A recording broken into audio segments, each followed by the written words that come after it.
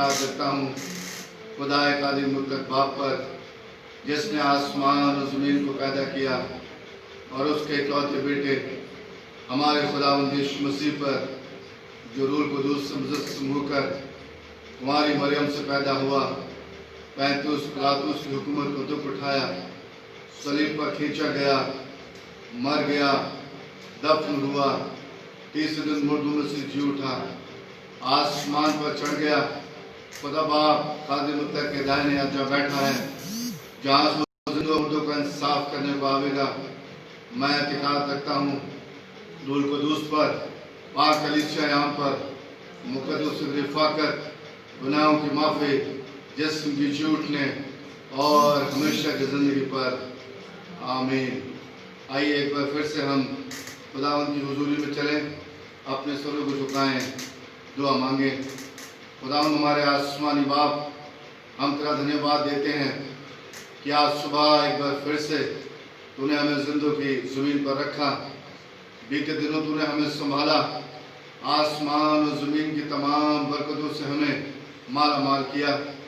आज सुबह ये मौका तूने हमारी ज़िंदगी में दिया कि खुदावंद हम जिंदों की ज़मीन पर रहकर तेरे कदमों पर आ सकते हैं, आभार व्यक्त कर सकते हैं तेरी उन तमाम आसमानी बरकतों के लिए खुदावंद, जो तू हमें रोज़ बरोज़ अपने वसीले और अपने स्वर्गीय भंडारों से मुहैया कराता है।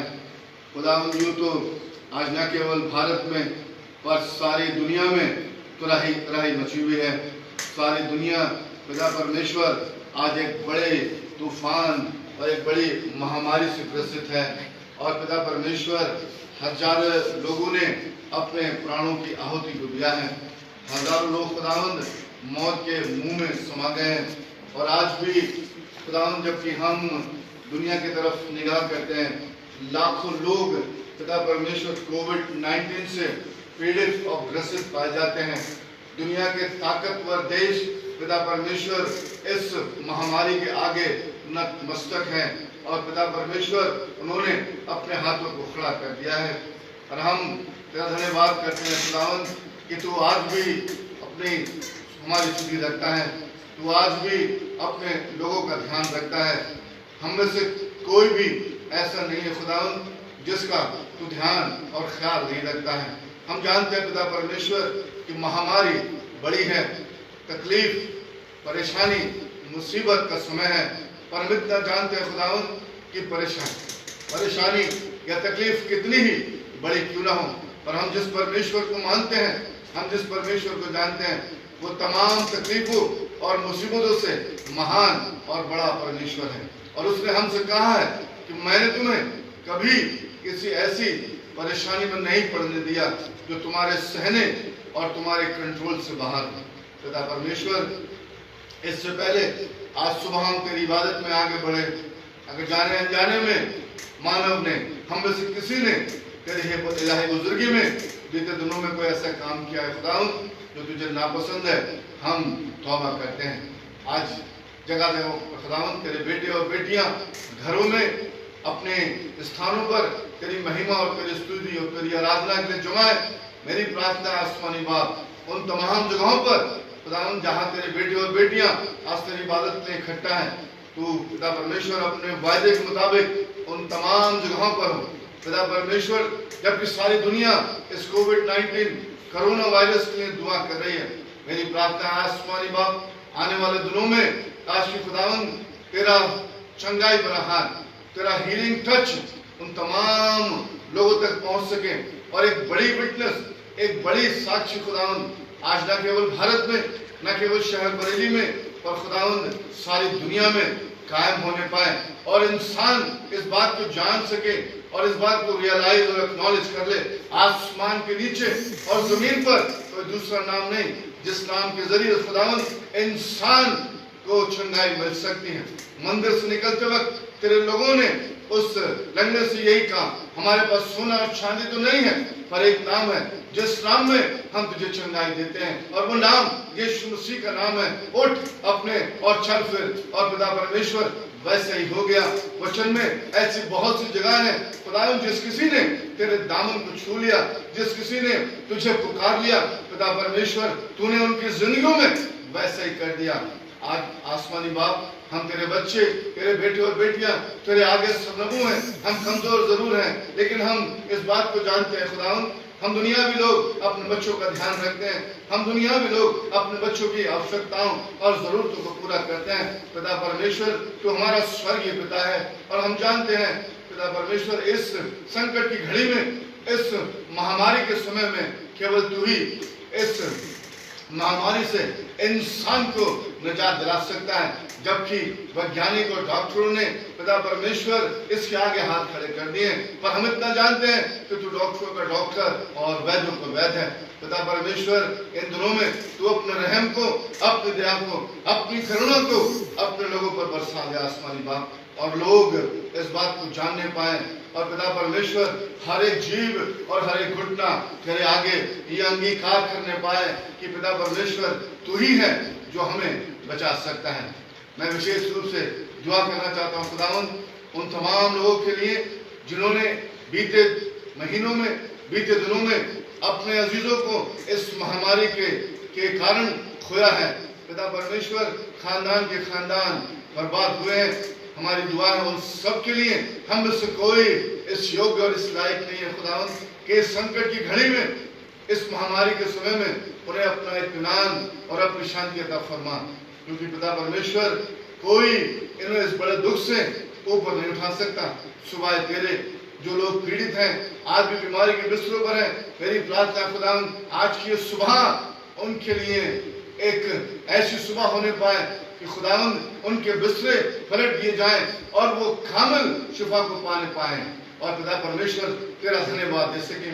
मैं धन्यवाद देना चाहता हूँ खुदावंद उन डॉक्टर्स के लिए, उन नर्सेस के लिए, उन पैरामेडिकल स्टाफ के लिए पिता परमेश्वर जो अपने जान की बाजी को लगाकर इस समय तेरी सेवा को अंजाम दे रहे हैं और बहुत से लोगों का ट्रीटमेंट कर रहे हैं।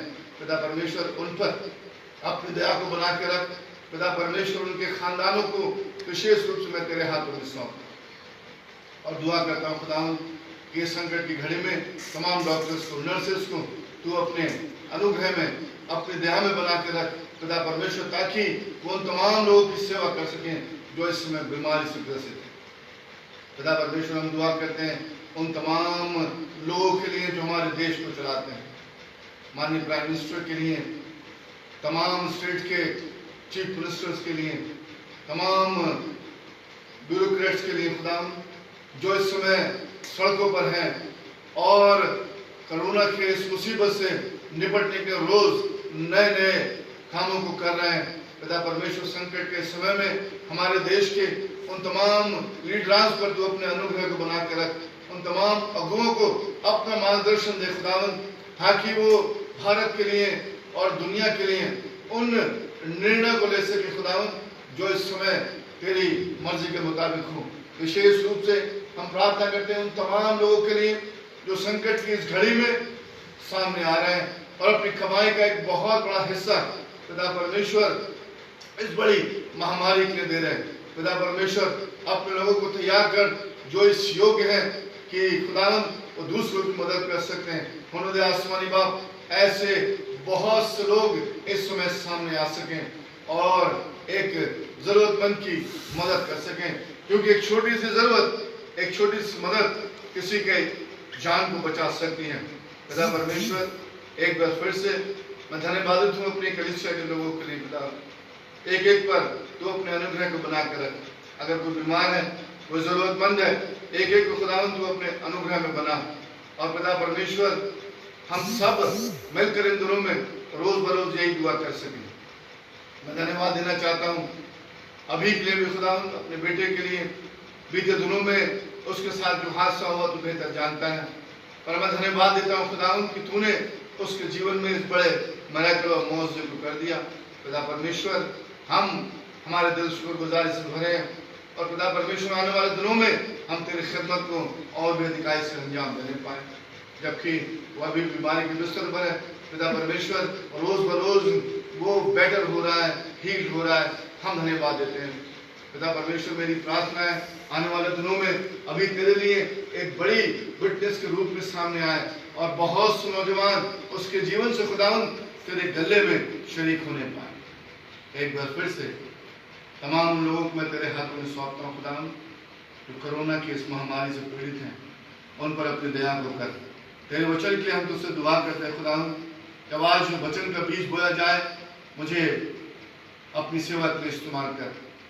बंजर भूमि पर ये वचन ना पड़े और हमारी जिंदगियों में खुदावन 100 गुना फल लाए और हमारी जिंदगियां तेरे वचन के मुताबिक हों। एक बार फिर से इस इबादत को तमाम उन लोगों को खुदावन जो इस इबादत में शरीक हो सके हैं या किसी वजह से शरीक नहीं हुए, उन सभी को मैं तेरे सामर्थ्य हाथों में सौंपता हूँ और प्रार्थना को अपने उद्धार करता प्रभु यीशु मसीह के मधुर और मीठे नाम से मांग लेता हूँ, आमीन। है हमारे बाप जो आसमान पर है, तेरा नाम पाक माना जाए, तेरी बादशाह ताबे, तेरी मर्जी से आसमान पर पूरी होती है, जमीन पर भी हो। हमारे रोज छुट्टी आज बख्श दे, जिस तरह कसूरों को माफ करते हैं, तुम्हारे कसूरों को माफ कर। हमें आज़माइश में पड़ने दे, बल्कि बुराई से बचा। बादशाह कुदरत जलाल हमेशा तेरे ही है, आमीन। बारी बारी से पढ़ने के लिए हम निकाल लें रिस्पॉन्सिव रीडिंग नंबर 61।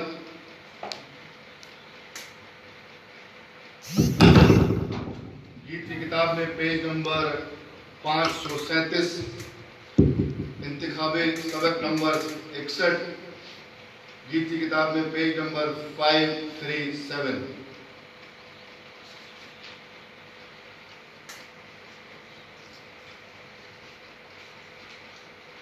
मुल्क की आफत में मैं खुदावंद की शफकत का जिक्र करूंगा, खुदावंद ही की सिताइश का और उस सब के मुताबिक जो खुदावंद ने हमको इनायत किया है और उस बड़ी मेहरबानी का जो उसने इज़राइल के घराने पर अपनी खास रहमत और फरमा शफकत के मुताबिक जाहिर की है। हम बाबुल की नदियों पर बैठे और सय्यून को याद करके रोए। वहाँ बेर के दरख्तों पर हम अपने सितारों को टांग दिया, क्योंकि वहाँ हमको असीर करने वाले ने गीत गाने का हुक्म दिया और तबाह करने वालों ने खुशी करने का। और कहा, सय्यून के गीतों में से हमको कोई गीत सुनाओ, हम परदेश में खुदावन का गीत कैसे गाएं। ऐ यरूशलेम, अगर मैं तुझे भूलूं तो मेरा दाहिना हाथ अपने हुनर भूल जाए। अगर मैं तुझे याद न रखूं, अगर मैं यरूशलेम को अपनी बड़ी से बड़ी खुशी पर तरजीह ना दूं, तो मेरी जुबान मेरे तालों से चिपक जाए।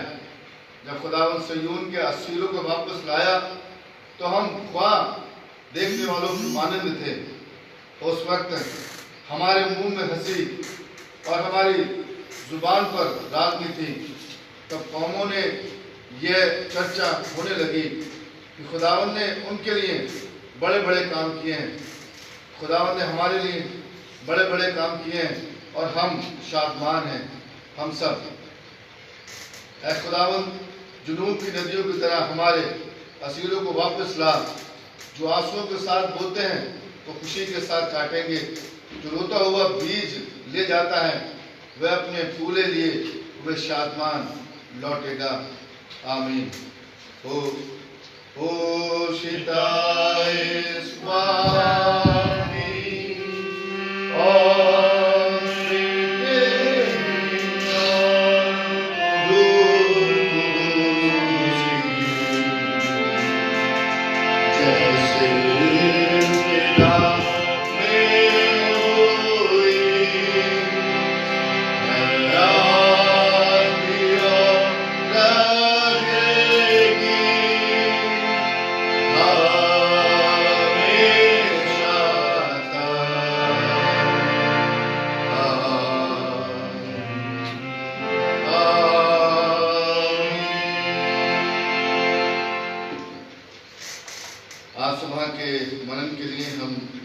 निकाल लें पुराने अहदनामे से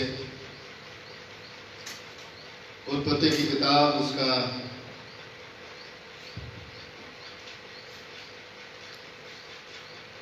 6वां अध्याय, बुक ऑफ जेनेसिस चैप्टर 6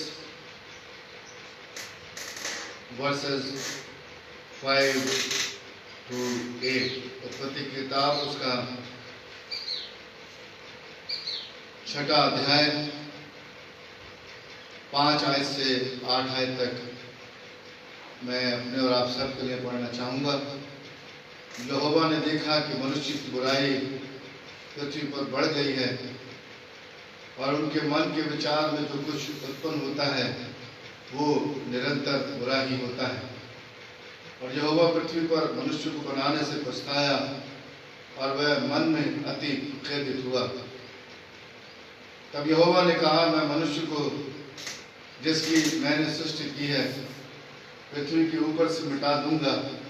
क्या मनुष्य, क्या पशु, क्या रेंगने वाले जंतु, क्या आकाश के पक्षी, सबको मिटा दूंगा, क्योंकि मैं उसके बनाने से पछताता हूँ। परंतु यहोवा के अनुग्रह की दृष्टि नूह पर बनी रही। खुदावंद अपने वचन के पढ़े और सुने जाने पर बड़ी बरकत दे। आमीन। परमेश्वर का धन्यवाद हो कि उसने ये मौका हमारी जिंदगी में आज सुबह एक बार फिर से दिया है और मैं आप सब से लगभग 3 हफ्ते के बाद वादे हूँ। कारण आप जानते हैं बीते दिनों में मेरे बेटे का एक्सीडेंट हुआ। इस समय मैं सबका धन्यवाद देना चाहता हूँ, विशेष रूप से सेंट पॉल चर्च की कलीसिया के लिए, क्राइस्ट मेथोडिस्ट चर्च की कलीसिया के लिए, मेथोडिस्ट चर्च सीतापुर की तमाम कलीसिया के लिए, हल्द्वानी मेथोडिस्ट चर्च की कलीसिया के लिए, अल्मोड़ा के लिए, मेथोडिस्ट चर्च नैनीताल के लिए, सीबीगंज के लिए, सुभाष नगर के लिए, सदर मेथोडिस्ट चर्च के लिए, माननीय बिशप डॉक्टर अनिल सरवण साहब के लिए, माननीय बिशप वल्लभ मसीह साहब के लिए, अपने कॉन्फ्रेंस के तमाम वासवानों के लिए जो दिन रात मेरे साथ खड़े रहे और जिन्होंने हर संभव सहयोग मेरा किया, और उन तमाम कलीसियाओं के लिए जिन्होंने मेरे बेटे को अपनी दुआओं में याद रखा। विशेष रूप से मैं धन्यवाद देना चाहता हूँ उन डॉक्टर साहब के लिए जो बेटे का एक्सीडेंट हुआ और उन्होंने उस समय उसकी मदद की और मेरे साथ उसको अस्पताल तक पहुँचाया। विशेष रूप से मैं डॉक्टर परमेंद्र महेश्वरी का धन्यवादित हूँ जिन्होंने बेटे को देखभाल की, उसका इलाज किया। तमाम उन नर्सेस का, पैरामेडिकल स्टाफ का जो गंगाचरण हॉस्पिटल में रहे और उन्होंने दिन रात उसकी सेवा की।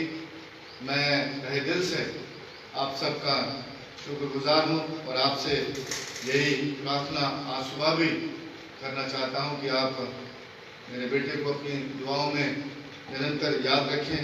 उसको आपकी दुआओं की आवश्यकता है।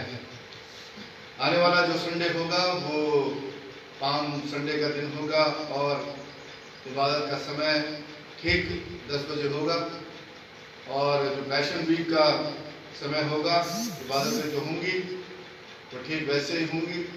रोज शाम को 5:30 बजे मंडे टू वेडनेसडे हम मिलेंगे और थर्सडे की जो इबादत होगी, मेरी आपसे दरख्वास्त है, आपके घरों में ब्रेड होगी, रोटी होगी, आपके पास लेमन होगा, नींबू, या आपके पास रुआवजा होगा या कोई भी पेय पदार्थ आपके पास होगा। आप थर्सडे के दिन, मॉन्डी थर्सडे के दिन, बृहस्पतिवार के दिन अपने घरों पर रोटी और जो पेय पदार्थ आपके पास है उसे लेकर आप बैठिएगा। उस दिन हम ज़रूर कोशिश करेंगे कि हम पाकशाह की रस्म में भी शामिल होंगे और गुड फ्राइडे की इबादत जो होगी तो ठीक 12 बजे शुरू होगी। और मेरी आपसे यही दरख्वास्त है कि जैसे हम चर्च में टाइम से शामिल होते हैं उसी तरह से हम फेसबुक पर भी, एफबी पर भी टाइम से शामिल हों, ताकि हम इस पैशन वीक को, इस दुख भोग सप्ताह को खुदा के साथ, परमेश्वर के साथ हम इन इबादतों को कर सकें और इसका लाभ उठा सकें। साथ ही साथ मैं कलीसिया के तमाम लोगों से एक बार फिर से ये अपील करना चाहता हूँ, उन निर्देशों का पालन हम ज़रूर करें जो हमारी भारत सरकार, हमारी राज्य सरकार, हमारे माननीय प्रधानमंत्री और माननीय मुख्यमंत्री साहब दे रहे हैं। मेहरबानी से उन निर्देशों का हम पालन करें, घर में रहें, सुरक्षित रहें और साथ ही साथ किसी भी अफवाह में आप ना आए। केवल जो भारत सरकार की और उत्तर प्रदेश सरकार की जो इन्फॉर्मेशन है, जो उन्हीं इन्फॉर्मेशन पर आप विश्वास करें। WHO जो इन्फॉर्मेशन आपको दे रहा है उस इन्फॉर्मेशन पर आप विश्वास करें, या यूनिसेफ जो इन्फॉर्मेशन आपको दे रहा है उस इन्फॉर्मेशन को आप माने। किसी और तरह की अफवाह ना आए और न ही किसी अफवाह को आप आगे फैलाएं। साथ ही साथ एक और अपील मैं करना चाहता हूं, आप लोग समाचारों को, टेलीविजन को देख रहे होंगे। शहर बरेली में भी 10 किचन का आयोजन किया गया है, जिन किचन के माध्यम से जरूरतमंदों को भोजन का आयोजन किया जा रहा है, भोजन को मुहैया कराया जा रहा है। वो गरीब, वो लाचार जिनके पास इस समय भोजन नहीं है, बरेली शहर के अंदर 10 किचन जो हैं वो खोले गए हैं और हमारे मुख्यमंत्री ने सारे जिलों में DM के माध्यम से एक नोडल अधिकारी को नियुक्त किया है और वही नोडल अधिकारी इन 10 कम्युनिटी किचन की देखभाल कर रहा है। हर इबादत में हम ऑफरिंग करते हैं और मेरी उम्मीद है कि आज भी आप लोग अपने दान को अपने पास रखे हुए होंगे।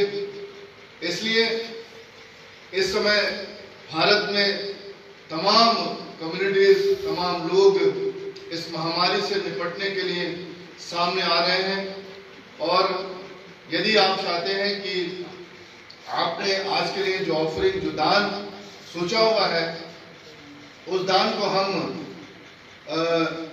उन गरीब लोगों की मदद के लिए, उन गरीब लोगों की सहायता के लिए दान कर सकते हैं। बरेली में जो नोडल अधिकारी हैं उनका जो मोबाइल नंबर है वो आप नोट कर लें, 9454171198 है। उनका जो मोबाइल नंबर है वो 94-544-17-198 है। एक बार फिर से मैं इस नंबर को रिपीट करना चाहता हूँ, 94-544-17-198, 94-544-17-198। इनका जो कार्यालय का जो नंबर है वो 0581-245-7042। बरेली का कोड है 0581, नंबर है 2457-042, नंबर है 2457-042, 0581-245-7042।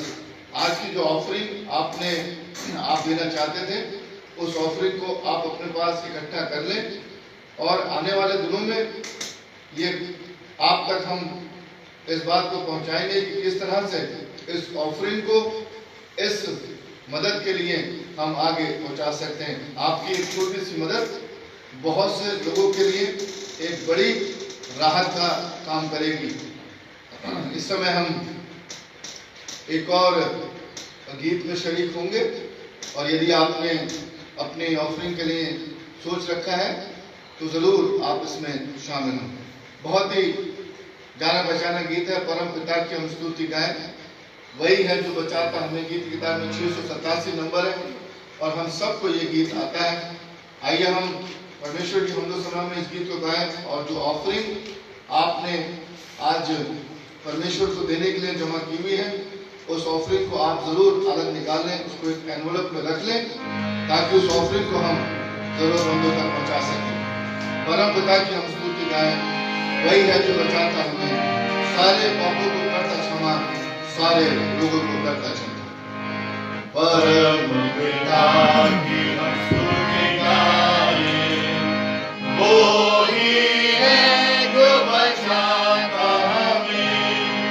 परम पिता की हम स्तुति गाएं, वो ही है जो बचाता हमें, सारे पापों को करता क्षमा, सारे लोगों को करता क्षमा। परम पिता की हम स्तुति गाएं, वो ही है जो बचाता हमें। धन्यवाद है उसके आसनों में, आनंद से आए उसके चरणों में। धन्यवाद है उसके आसनों में, आनंद से आए उसके चरणों में। संगीत गाकर खुशी से मुक्ति की चट्टान को जय करे। परम पिता की हम स्तुति गाएं, वो ही है जो बचाता हमें, वो ही हमारा परम पिता, तरस गाता है सर्व सदा। वो ही हमारा परम पिता, तरस गाता है सर्व सदा।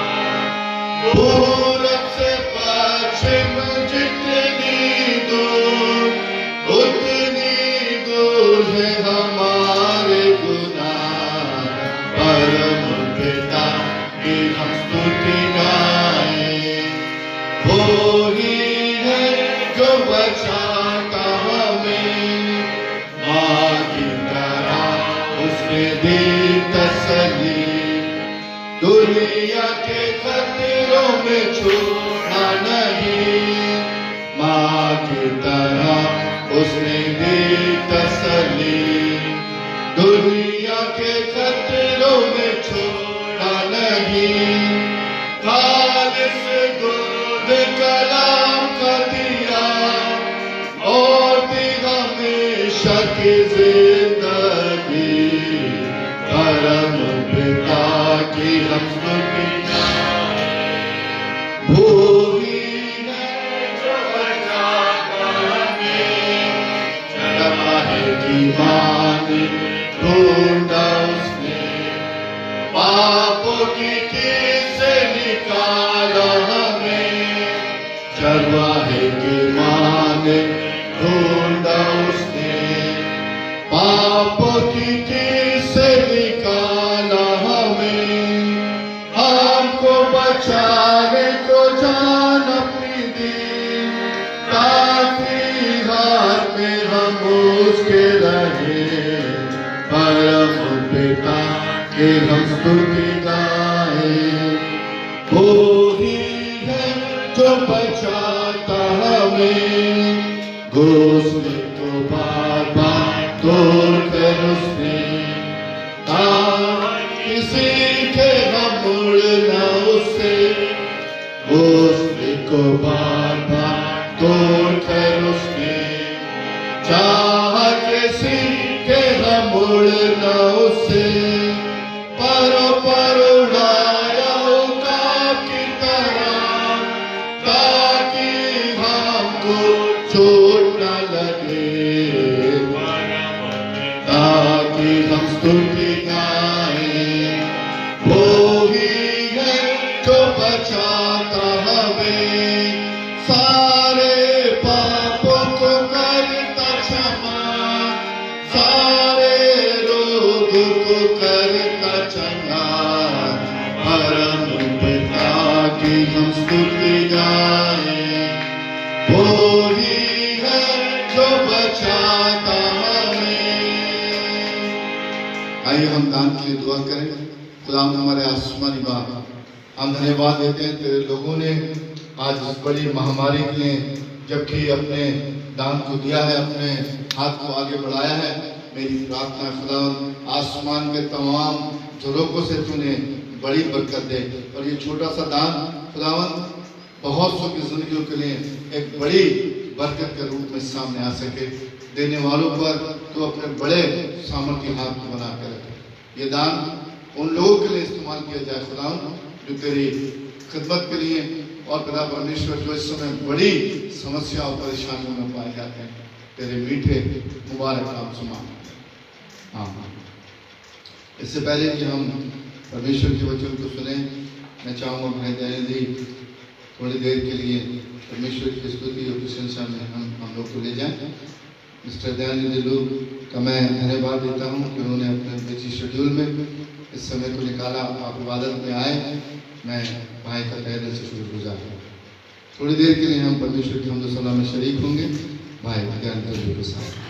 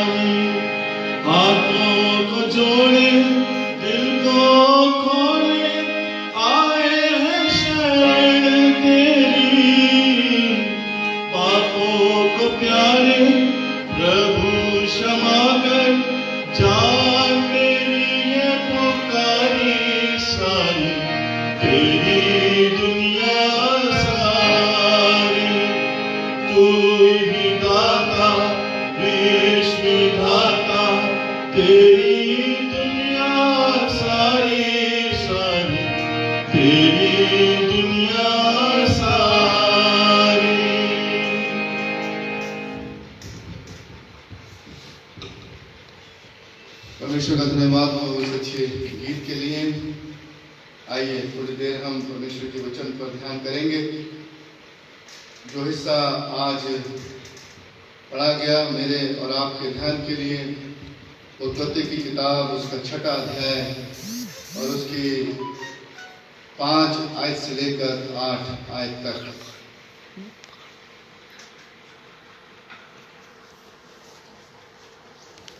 जब ये मेरे प्रियो महामारी का आरंभ हुआ,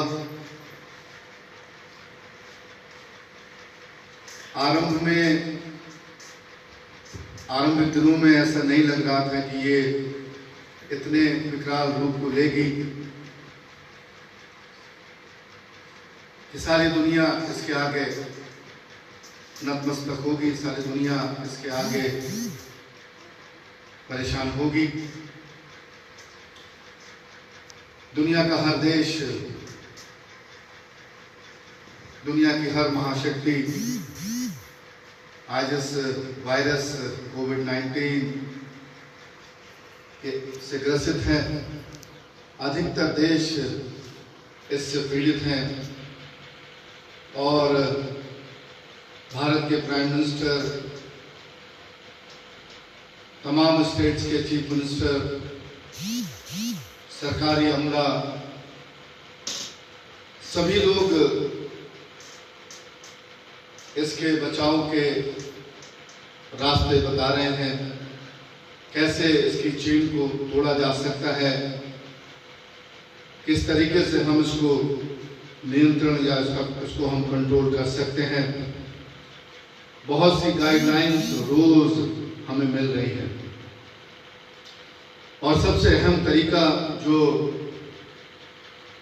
अभी तक सभी डॉक्टर्स ने, अभी तक सभी लोगों ने कोविड-19 का बताया है, वो यही है कि इंसान एक दूसरे से दूरी बनाकर रखे, जिसको अंग्रेजी में सोशल डिस्टेंसिंग का कहा जाता है, कि एक इंसान दूसरे इंसान से दूर रहे। तब मैं सोच रहा था कि क्या बाइबल के समय में या मनुष्य के इतिहास में, जब से मनुष्य की सृष्टि हुई, जब से इंसान को परमेश्वर ने बनाया, क्या कभी पहले भी ऐसा हुआ कि बहुत, जहां तक हमारी जानकारी जाती है, ऐसा मंजर, ऐसा दृश्य शायद पहले कभी नहीं देखा गया कि सारी दुनिया, सारा संसार इससे पीड़ित हो। पर जब हम बाइबल की तरफ अपना ध्यान करते हैं, बाइबल की तरफ जब अपने ध्यान को ले जाते हैं, तब हमें मालूम चलता है कि परमेश्वर ने जब इंसान को बनाया और इंसान जब आगे बढ़ने लगा, तब इंसान, जैसा बाइबल बताती है 5वें वर्ष में उत्पत्ति की किताब में, यहोवा ने देखा कि मनुष्य की बुराई पृथ्वी पर बढ़ गई और तब वो अपने मन में विचार करने लगा। ये एक बड़ी सच्चाई है, ये एक बड़ा सच है कि इंसान आज अपने तरीके से अपनी जिंदगियों को जीता है। ये एक बड़ी सच्चाई है कि इंसान ने उन रास्तों को छोड़ दिया जो परमेश्वर ने इंसान को बताए थे। ये एक बड़ी सच्चाई है कि आज हम में से हर एक अपनी दौड़ में शामिल है और उस वक्त भी परमेश्वर ने जब इंसान को अपने तरीके से जीते हुए देखा, अपने तरीके से इंसान को चलते हुए देखा, जीवन यापन करते हुए देखा, तब उसने कहा कि मैं इंसान को बनाने से पछताता हूं। और उसने इस बात को ठान लिया, उसने इस बात का मन बना लिया कि मैं इंसान को इस पृथ्वी पर से खत्म करूंगा। और न केवल इंसान पर, क्या पशु, क्या रेंगने वाले, क्या आकाश के पक्षी, कहता है मैं सबको मिटा दूंगा।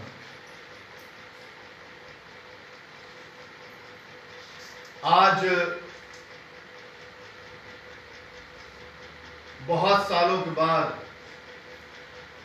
वही स्थिति हमारे सामने है। लेकिन उस वक्त भी, उस समय भी परमेश्वर ने उस खानदान को, उस कौम को बचाया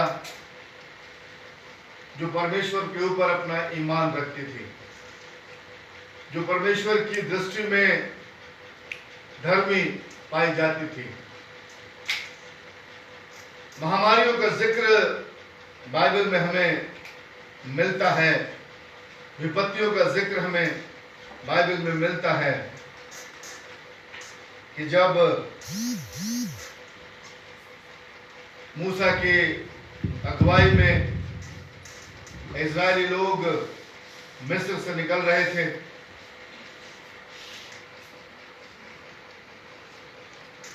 निर्गमन की किताब उसका 7वां अध्याय और 8वां अध्याय उन 10 विपत्तियों के बारे में जिक्र करता है। और वो विपत्तियां मुझे और आपको मालूम है कि जब इंसान, इज़राइली लोग मिस्र से निकल रहे थे, तब परमेश्वर ने उनको बहुत सी विपत्तियों में रखा। पहला राजा उसका 8वां अध्याय, हम उसके ऊपर गौर करें, तब वहां भी सुलेमान ने जब परमेश्वर के लिए उस मंदिर को बना दिया, और मंदिर को बनाने के बाद सुलेमान मंदिर को, परमेश्वर को समर्पण करने लगा, तब उसने अपने लोगों के लिए परमेश्वर से प्रार्थना की, विनती की।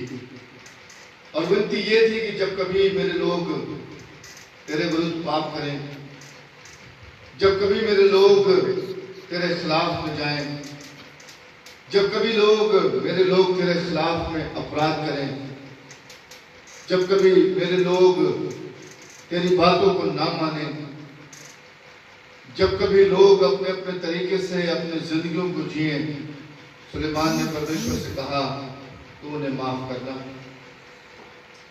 पहला राजा उसका 8वां अध्याय और उसकी 37वीं आयत में सुलेमान यहां तक कहता है कि जब इस देश में अकाल या मई या झुलसई हो, या गेरोई या टिड्डियां या कीड़े लगे, या उनके शत्रु उसके देश के फाटकों में उन्हें घेर रखें, अथवा कोई विपत्ति या रोग क्यों न हो, तब यदि कोई मनुष्य या तेरी प्रजा इज़राइल अपने मन का दुख जान ले और गिड़गिड़ाहट के साथ प्रार्थना करके अपने हाथ इस भवन की ओर फैलाए, तो तू उनकी सुनकर क्षमा करना। सुलेमान ने बहुत पहले ही इस बात को जान लिया था कि ऐसा दोबारा होगा कि अकाल भी होंगे, महामारियां भी होंगी, विपत्ति भी होंगी। लूका के इंजील के 21वें अध्याय में प्रभु यीशु मसीह 11वीं आयत से आगे कहता है, और भूकंप होंगे, अकाल पड़ेंगे, जगह जगह महामारियां होंगी। इनका जिक्र हमें बाइबल में देखने को मिलता है। तब उसने कहा, लूका की इंजील 21वां अध्याय 10वीं आयत से, तब उसने कहा, जाति जाति पर और राज्य राज्य पर चढ़ाई करेगा, और बड़े बड़े भूकंप होंगे, और जगह जगह अकाल और महामारियां पड़ेंगी, और आकाश से भयंकर बातें और बड़े बड़े चिन्ह प्रकट होंगे। न केवल पुराना एहतनामा पर प्रभु यीशु मसीह ने भी कहा कि एक समय होगा जो संकट का होगा, एक समय होगा जो कलेश का होगा। मत्ती की इंजील, मरकुस की इंजील, लूका की इंजील इस संकट और इस महाकलेश के बारे में हमें बयान करती है। मत्ती की इंजील के 24वें अध्याय में, मरकुस की इंजील के 13वें अध्याय में हमें संकट और कलेश का वर्णन मिलता है। और ये हमें बताता है कि ये वो समय होगा जब प्रभु के आने का समय निकट होगा। महामारियां होंगी, अकाल होंगे, परेशानियां होंगी, तकलीफें होंगी, बड़े बड़े भूकंप होंगे और बहुत सा संकट और बहुत सा कलेश होगा। आज सारी दुनिया इस संकट के समय में है।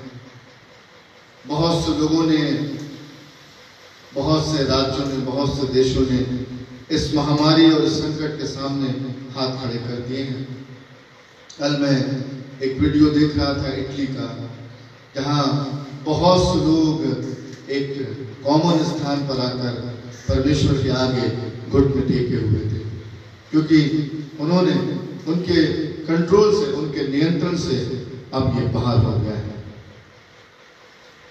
उत्पत्ति की किताब में हम जब जिक्र करते हैं तब उसने, परमेश्वर ने कहा कि मैं बड़ा खेदित हूं कि मैंने लोगों को बनाया, पर परमेश्वर ने मूसा पर नूह पर अपनी दृष्टि की और 9वीं आयत में लिखा है कि नूह धर्मी पुरुष था और अपने समय के लोगों में खड़ा था और नूह परमेश्वर के साथ, लिखा है परमेश्वर के साथ ही वो चलता रहा।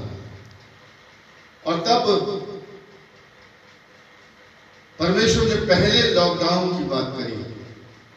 बाइबल में पहली बार हमें लॉकडाउन का जिक्र मिलता है।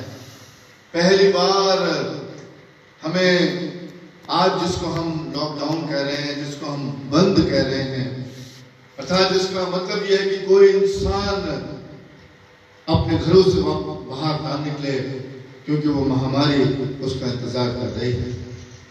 परमेश्वर ने नूह को आज्ञा दी कि अपने लिए एक जहाज बना ले और उस जहाज में उसने उसकी लंबाई और उसकी चौड़ाई का जिक्र बताया और परमेश्वर ने कहा कि उस जहाज में केवल एक ही खिड़की होनी चाहिए। और परमेश्वर ने नूह को आज्ञा दी कि वो अपने और अपने बच्चों को, अपने खानदान को और उन जीव जंतुओं को लेकर उस जहाज में चला गया। मैं सोच रहा था कि वो वक्त कैसा होगा।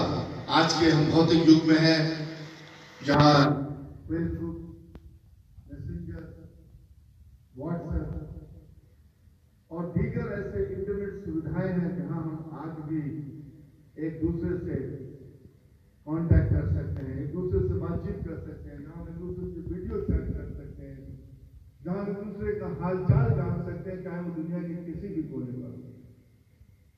पर आप कल्पना करिए उस वक्त को जब परमेश्वर ने नूह को हिदायत दी, नूह को कहा कि तू और तेरा घराना अपने आप को उस जहाज के अंदर आगे दिखाए कि तब परमेश्वर यहोवा ने जहाज का द्वार बंद कर दिया।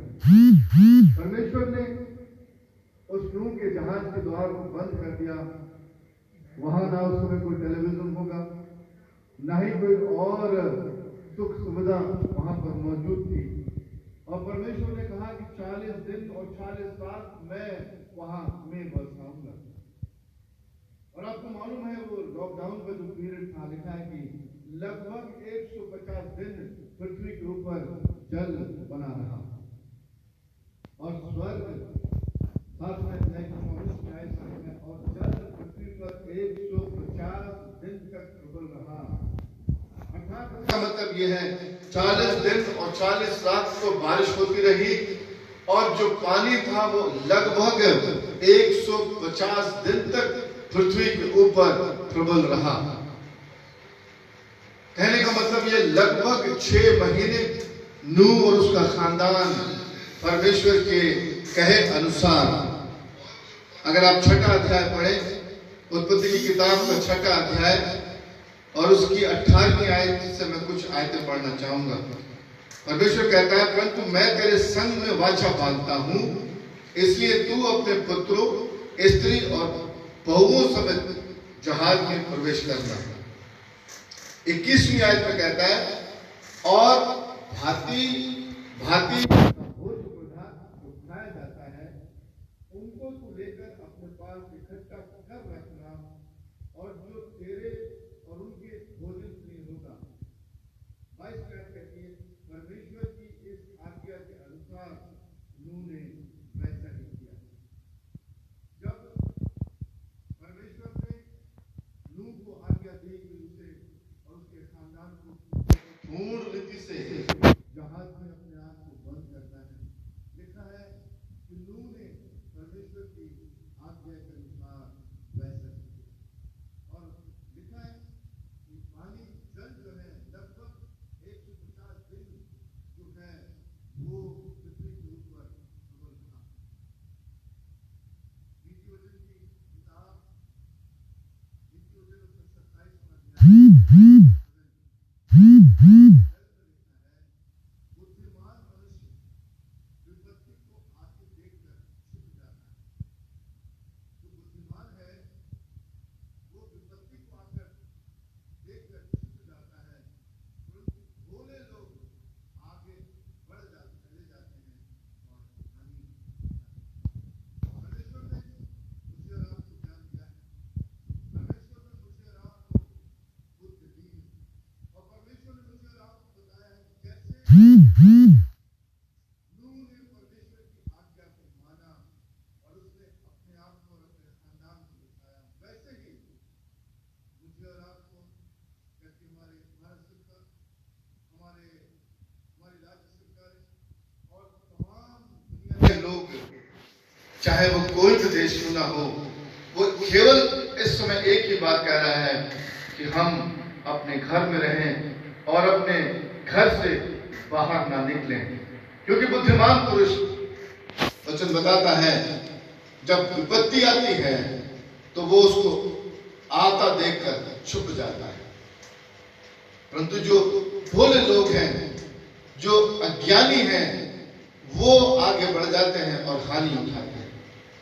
यशायाह नबी की किताब का 26वां अध्याय और उसकी 20वीं आयत कहती है, हे मेरे लोगों, आओ अपनी अपनी कोठरी में प्रवेश करके किवाड़ों को बंद करो, थोड़ी देर, जब तक वो वहां से निकल न जाए, अपने को छुपा कर रखो। परमेश्वर ने मुझे और आपको इस महामारी के समय में ये बताया है कि हम और आप अपने आप को बचा कर रखें, मैं और आप अपने आप को अलग रखें, मैं और आप अपने आप को बंद करके रखें, ताकि मैं और आप बच सकें। निर्गमन की किताब उसका 12वां अध्याय, जब मौत का फरिश्ता वहां से गुजर रहा था, मूसा ने अपने लोगों से कहा, निर्गमन की किताब उसका 12वां अध्याय और उसकी 22 और 23 आयत, और उसका लहू जो तसले में होगा और उससे जूफा का एक गुच्छा डुबाकर उसी तसले में के लहू के द्वार के चौखट के सिरे और अलंगों पर कुछ लगाना, और भोर तक तुम में से कोई घर से बाहर न निकले, क्योंकि यहोवा देश के बीच होकर मिस्रियों को मारता जाएगा, और भोर तक कोई अपने घर से बाहर न निकले। मूसा ने अपने लोगों से कोई हिदायत दी कि जब मौत का फरिश्ता वहां से गुजरेगा, जब मिस्रियों को मारा जाएगा, तब खुदा के लोगों को उसने हिदायत दी कि वो भोर तक अपने घर से ना निकले। घर में रहना कठिन है, नो डाउट, घर में रहना मुश्किल है, पर घर में रहना जरूरी भी है। और खुदा का कलाम हमें इस संकट के समय में, परमेश्वर का वचन इस महामारी के समय में भी इत्मीनान देता है, हमें और आपको संतावना देता है।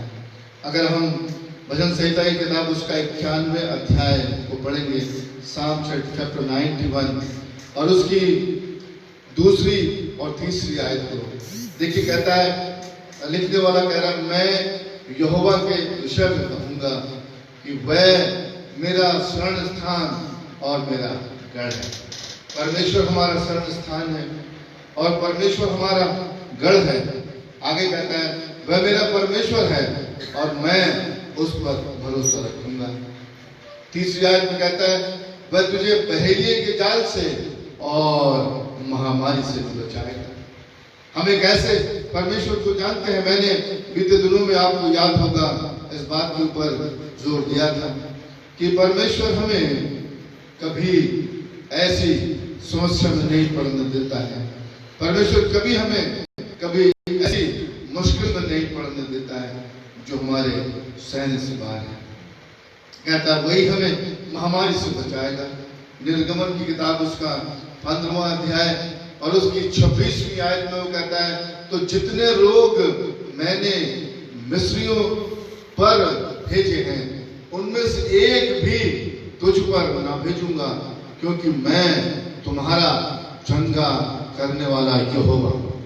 परमेश्वर यहोवा ने अपने लोगों से ये वायदा किया कि जितने रोग मैंने मिस्रियों पर भेजे, जितनी विपत्तियां मैंने मिस्रियों पर भेजी, जितनी समस्याएं मैंने मिस्रियों पर भेजी, उनमें से एक भी तुम पर न भेजूंगा, क्योंकि मैं तुम्हारा परमेश्वर यहोवा तुम्हारा चंगा करने वाला हूं। परमेश्वर हमें चंगा कर सकता है, परमेश्वर हमें छुड़ा सकता है, परमेश्वर हमें रिहाई दे सकता है। भजन संहिता में लेखक कहता है कि 4वीं आयत में, चाहे मैं घोर अंधकार से भरी हुई तराई में होकर चलूं तो भी हानि से न डरूंगा, क्योंकि तू मेरे साथ रहता है। परमेश्वर मेरे साथ रहता है, परमेश्वर हमारे साथ रहता है, परमेश्वर आपके साथ रहता है। कहता है, चाहे मैं घोर से भरी हुई तराई में होकर चलूं तो भी हानि से न डरूंगा, क्योंकि तू मेरे साथ रहता है। इफ्सियों की पत्री उसका 6वां अध्याय और उसकी 13वीं आयत में, इसलिए परमेश्वर के सारे हथियार बांध लो कि तुम बुरे दिनों का सामना कर सको। और रसूल अपने लोगों से कह रहा है, इसलिए परमेश्वर के वो सारे हथियार हम बांध लें ताकि हम बुरे दिन का सामना कर सके। क्या है वो परमेश्वर के हथियार जिसको पौलुस कह रहा है कि हम उन हथियारों को बांध लें ताकि हम बुरे दिनों का सामना कर सके।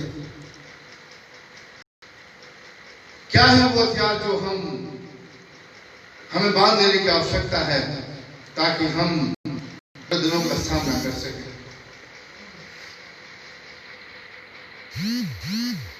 जल्दी जल्दी कुछ बातों को मैं अपने और आपके लिए कहना चाहता हूं।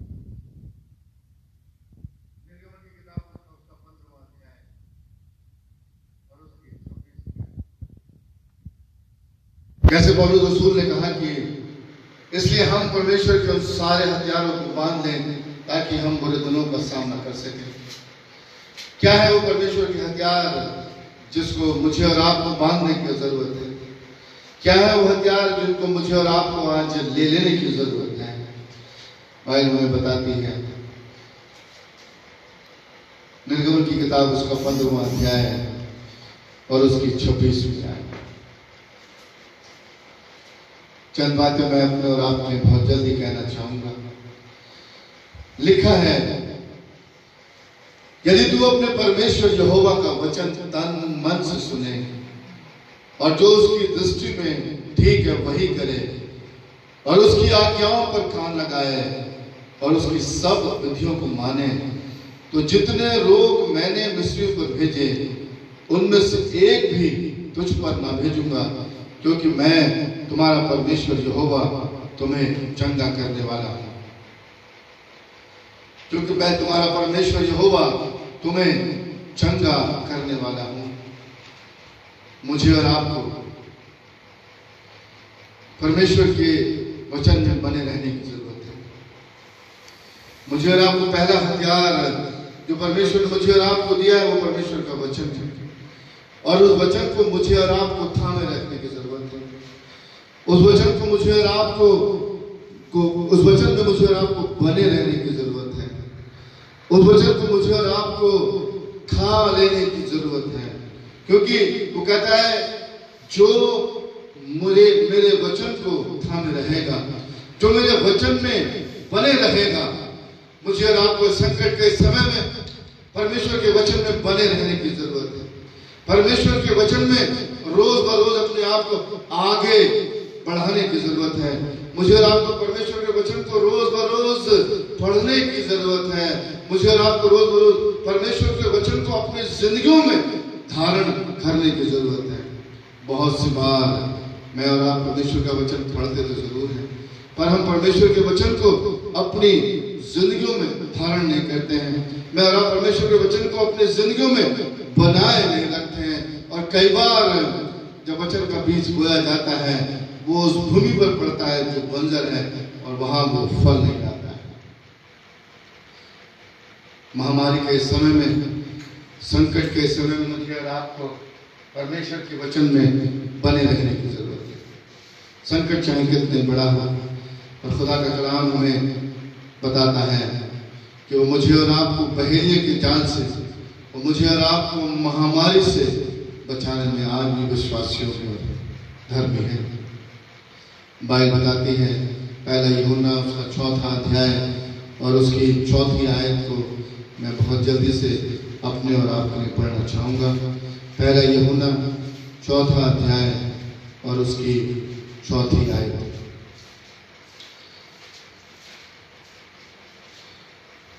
लिखा है, हे बालकों, तुम परमेश्वर के हो और तुमने उन पर जय पाई है, क्योंकि जो तुम में है वो इस संसार से जो संसार में है बड़ा है।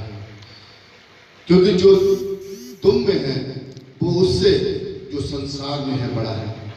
बीमारी चाहे कितनी बड़ी हो, महामारी चाहे कितनी ही बड़ी हो, हमारा परमेश्वर इस संसार से, इस संसार की हर महाशक्ति से, इस संसार की हर महामारी से, इस संसार की हर बीमारी से बड़ा है।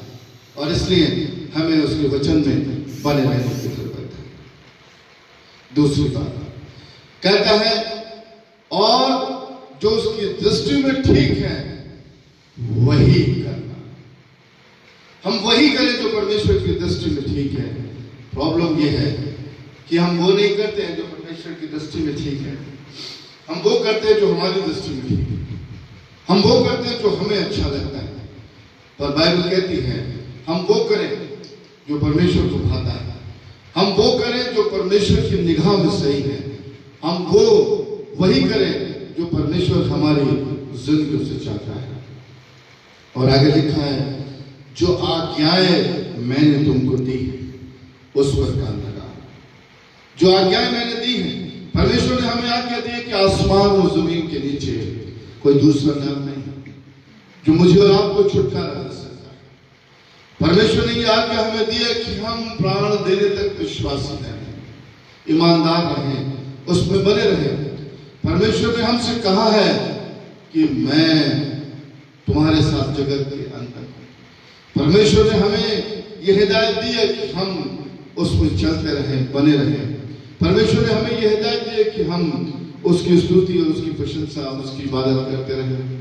परमेश्वर ने हमें आज्ञा दी है कि हम संसार के नहीं पर हम उसके लोग हैं, और इसलिए हम उसी की हमदोसना करते रहें। और तब वो कहता है कि अगर तुम मुझ पर बने रहोगे और मेरा वचन तुम में बना रहेगा, और वही जो मैंने तुमसे कहा है वही तुम करना और उसी की चौकसी करना, और जो आज्ञाएं मैंने तुमको दी हैं, यही उसने दूसरा अध्याय उसके 7वें अध्याय में कहा है, यदि मेरी प्रजा के लोग जो मेरे कहलाते हैं, यदि मेरी प्रजा के लोग जो मेरे कहलाते हैं अपनी बुरी चाल से फिरे, तौबा करें, पश्चाताप करें, तो मैं उनके देश को ज्यों का त्यों कर दूंगा। और अब से जो प्रार्थना उस भवन से की जाएगी उस पर मेरी आंखें और मेरे कान लगे रहेंगे। मेरे प्रियो, अगर हमने बीते दिनों में परमेश्वर की निगाह में कुछ ऐसा किया है, मेरे प्रियो, अगर हमने बीते दिनों में अपनी जिंदगियों से अपनी जिंदगियों को अपने मुताबिक जिया है, मेरे प्रियो, अगर हमने अपने अपने तरीके से अपनी जिंदगियों को आज तक जिया है, यदि आज भी हम परमेश्वर से दूर हैं, ये मौका इस महामारी के समय में है परमेश्वर ने अपने कलाम में, अपने वचन में अपने लोगों से ये वादा किया है, यदि मेरे लोग मेरे वचन के ऊपर अपने कान को लगाए रखेंगे, यदि मेरे लोग मेरे वचन में बने रहेंगे, यदि मेरे लोग मेरी आज्ञाओं को मानेंगे, यदि मेरे लोग मेरी मेरे मेरे मेरी बातों पर ध्यान देंगे, यदि मेरे लोग मेरे पीछे चलेंगे, यदि मेरे लोग वही करेंगे जो मैंने उन्हें करने को कहा है, तो वो कहता है क्योंकि मैं तुम्हारा परमेश्वर हूँ, मैं ही तुम्हारा चंगा करने वाला हूँ। हमारा परमेश्वर हमें इस महामारी से चंगाई देगा, हमारा परमेश्वर इस महामारी से हमें आजाद करेगा। प्रोवाइडेड मैं और आप उस पर बने रहें, प्रोवाइडेड मैं और आप उसके वचन को थामे रहें, प्रोवाइडेड मैं और आप वही करें जो परमेश्वर की निगाह में और परमेश्वर की दृष्टि में ठीक है। खुदावंद आप सबको अपनी बड़ी आसमानी बरकतों से मालूमात करें, अपने घरों में बने रहें, परमेश्वर के साथ दुआ में रहें, अपने परिवार के साथ, अपने खानदान के साथ आप प्रार्थना करें, दुआ करें। और परमेश्वर का वादा उसने हमसे बहुत वर्ष पहले कर दिया है कि मैंने आज तक कोई ऐसी विपत्ति तुम पर नहीं डाली जो तुम्हारे सहने से पड़े, और मैं ही उसका निकास भी करने वाला हूँ। काश की खुदावंद पूरे संसार को, भारत को, शहर बरेली को इस बड़ी महामारी से बाहर निकाल सके और हम सब उसके घरों में, उसकी आराधनालयों में एक बार फिर से उसकी आराधना करें। आइए अपने सर को झुकाएं, दुआ करें। खुदावंद हमारे आसमानी बाप, हमने तेरे वचन के ऊपर ध्यान दिया है, तेरे वचन ने हमें बताया है कि ये वो समय है जबकि हम अपने आप को, अपने खानदान को अपने घरों में बंद कर लें, क्योंकि तूने ये हिदायत अपने लोगों को बहुत वर्ष पहले दी थी, और जिन लोगों ने खुदावंद तेरी हिदायत को माना, तूने उनको आशीषें दी, तूने उनको चंगाई भी प्रदान की। खुदा परमेश्वर तेरे वचन के लिए हम धन्यवाद देते हैं, और एक बार फिर से इस महामारी को पिता परमेश्वर तेरे पैरों के नीचे हम कुशल देते हैं, और तेरे लहू के बाड़े को सारी दुनिया में खुदावंद आज हम बांध देते हैं और क्लेम कर देते हैं खुदावंद कि ये महामारी पिता परमेश्वर संपूर्ण रूप से नाश होने पाए। प्रार्थना को सुनने के लिए हम तेरा धन्यवाद करते हैं। छोटी सी प्रार्थना को अपने उद्धारकर्ता प्रभु यीशु मसीह के नाम से मांग लेते हैं। और अब हमारे खुदावंद यीशु मसीह का अनुग्रह, परमेश्वर पिता का प्रेम, पवित्र आत्मा की संगति और सहभागिता हम सब लोगों के साथ आपसे लेकर हमेशा हमेशा होती रहे। हाँ